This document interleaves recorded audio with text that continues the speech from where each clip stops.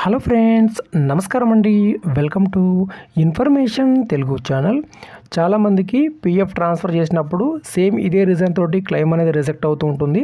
In case ఒకవేళ PF transfer అయింది సక్సెస్ఫుల్గా, తర్వాత మీరు ఎప్పుడైతే ఫుల్ సెటిల్మెంట్ అప్లై చేస్తారు కదా, form 19, form 10C full claim apply చేసినప్పుడు కూడా సేమ్ రీజన్ తోటి క్లెయిమ్ అనేది రిజెక్ట్ అవుతూ ఉంటుంది. ఆ రీజన్ ఏంటో పూర్తి వివరాలు తెలుసుకుందాం. వీడియోకి లైక్ చేయండి, కొత్తగా చూసేవారు సబ్స్క్రైబ్ చేయండి. సో ఇక్కడ నేను క్లెయిమ్ యొక్క స్టేటస్ని చూపిస్తాను. దానికోసం మనము ఈపీఎఫ్ పాస్బుక్ వెబ్సైట్ ఇలా ఓపెన్ చేసాం. ఇక్కడ యూఏఎన్ నెంబరు, పాస్వర్డు, క్యాప్చా కూడా ఎంటర్ చేసి సైన్ ఇన్ పైన క్లిక్ చేయాలి. ఓకే ఫ్రెండ్స్, ఇప్పుడు మనము పిఎఫ్ పాస్బుక్లోకి లాగిన్ అయ్యాం. లాగిన్ అయిన తర్వాత మీ యొక్క పిఎఫ్ అకౌంట్లో ఎంత పిఎఫ్ డబ్బులు ఉన్నాయనేది ఇక్కడ మనకు రైట్ సైడ్లో కనిపిస్తూ ఉంటుంది. Employee share, employer share.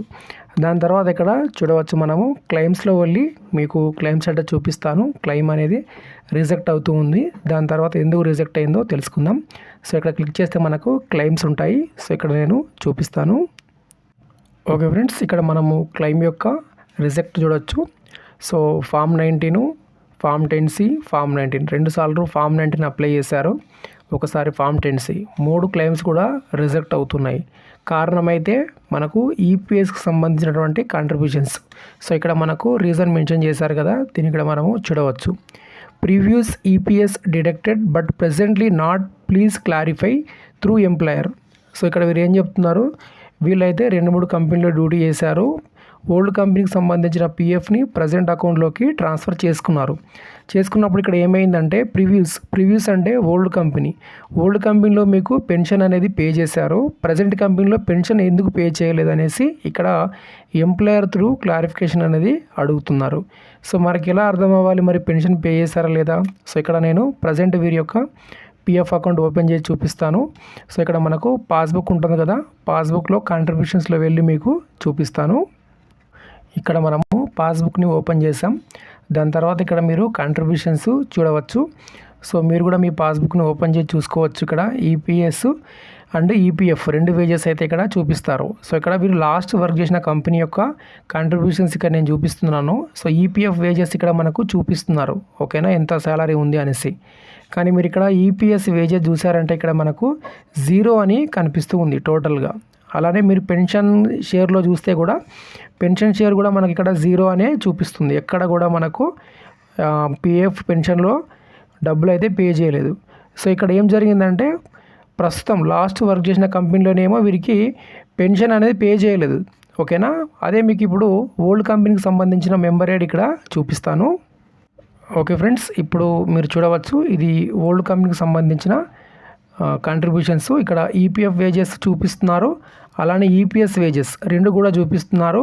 Employee share, దాని ద్వారా పెన్షన్ షేరు, 3 కూడా మనకు పిఎఫ్ డబ్బులు అనేది జమ చేశారు. సో అందుకోసం ఇక్కడ క్లెయిమ్ అనేది రిజెక్ట్ అవుతుంది. ఎందుకు, ఫస్ట్ కంపెనీలోనేమో పిఎఫ్ విత్ పెన్షన్ అనేది కాంట్రిబ్యూషన్ పే చేశారు. రెండో కంపెనీలో ఏం జరిగింది, ఓన్లీ పిఎఫ్ మాత్రమే పే చేసినారు, కానీ ఈ పెన్షన్ షేర్ మొత్తం మనకు 0 అని ఉంది. ఇటువంటి క్లెయిమ్స్ మనకు ఆన్లైన్లో అయితే జరగవు, ఆఫ్లైన్లోనే వెళ్ళాల్సి ఉంటుంది. ఎందుకంటే ఒకసారి క్లెయిమ్ రిజెక్ట్ అయిందంటే మనకేం తెలుసు, రిపీటెడ్గా సేమ్ రీజన్ తోటి క్లెయిమ్ అనేది రిజెక్ట్ అవుతూ ఉంటుంది. సో ఇలా ఉన్నప్పుడైతే మీరు పిఎఫ్ని ట్రాన్స్ఫర్ చేయొద్దు. ఒకవేళ ట్రాన్స్ఫర్ చేసే ఉద్దేశం ఉంటే కూడా చెక్ చేసుకోవాలి, present company, previous company service అంతా సేమ్ ఉందా, లేకుంటే ఏమైనా డిఫర్గా ఉందా అనేసి. ఇక్కడ ఈపీఎస్ వేజెస్ అనేది ఇక్కడ పే చేశారు, అక్కడనేమో ఈపీఎస్ వేజెస్ అనేది పే చేయలేదు, ఇది కారణం. సో దీంతో చాలామందికి క్లెయిమ్స్ అనేవి రిజెక్ట్ అవుతూ ఉంటాయి. ఎప్పుడైతే మీరు ఒకే కంపెనీలో డ్యూటీ చేసి ఒకే కంపెనీలో డ్యూటీ రీజన్ చేసి ఫుల్ సెటిల్మెంట్ తీసుకుంటారు కదా, మీకు ఎటువంటి ఇష్యూ ఉండదు. ఎప్పుడైతే ఒక కంపెనీ నుండి రెండో కంపెనీ నుంచి మూడో కంపెనీ, ఇలా కంపెనీ మారుతున్న కొద్దీ ప్రీవియస్ కంపెనీ ప్రజెంట్ కంపెనీలోకి ట్రాన్స్ఫర్ చేస్తారు. ట్రాన్స్ఫర్ చేసేటప్పుడు ఏమవుతుంది, కొన్నిసార్లు ఏమో మీరు ఎప్పుడైతే మీరు కంపెనీలో జాయిన్ అయినప్పుడు మీ యొక్క బేసిక్ డీటెయిల్స్తో పాటు ఫామ్ 10 ఫిల్అప్ చేస్తారో అక్కడ మీకు ప్రీవియస్ ఎస్టాబ్లిష్మెంట్లో పెన్షన్ అనేది ఉందా లేదా అని అడుగుతారు. ఎస్ ఆర్ నో అని ఉంటుంది. కొందరు ఎస్ పెడతారు, కొందరు నో పెడతారు, ఏదో ఒకటి తెలియక. ప్రీవియస్ కంపెనీలో పెన్షన్ ఉంటేనేమో ఎస్ అని పెట్టండి, లేకపోతే నో అని పెట్టండి. ఎందుకంటే ప్రీవియస్ కంపెనీలో ఏదైతే ఉంటుందో సర్వీసు దాంతో ప్రజెంట్ కంపెనీ యొక్క సర్వీస్ కూడా మ్యాచ్ అవ్వాలి. అప్పుడే మీకు క్లెయిమ్ అనేది సెటిల్ అయ్యేదానికి అవకాశం అయితే ఉంటుంది.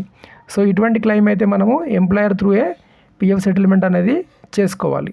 ఓకే, ఇదండి వీడియోకి లైక్ చేయండి, సబ్స్క్రైబ్ చేయండి. Thank you.